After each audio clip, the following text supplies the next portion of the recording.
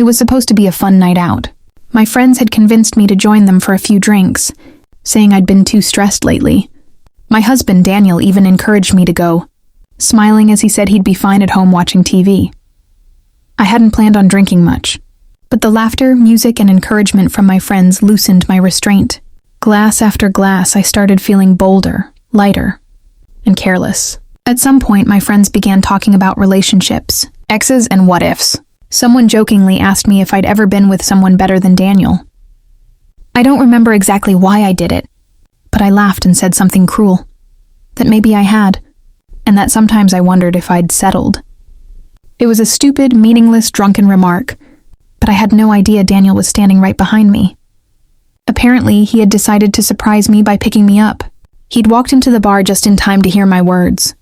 His face went pale, his smile froze, and without saying a word, he turned around and walked out.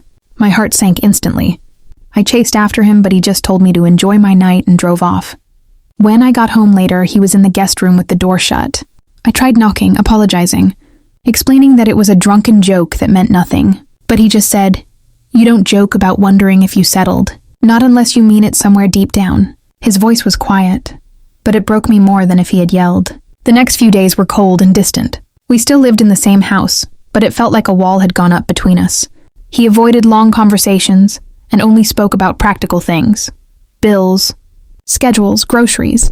I wrote him a long letter explaining how much I loved him, how my words had no truth behind them, and how I was ashamed.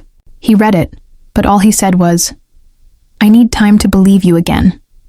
Now it's been 3 weeks. He still hasn't moved back into our room. He's polite but detached. I can feel the warmth between us fading. And I'm terrified I might have destroyed the best thing in my life over a careless, drunken sentence. I never realized how one moment could change everything.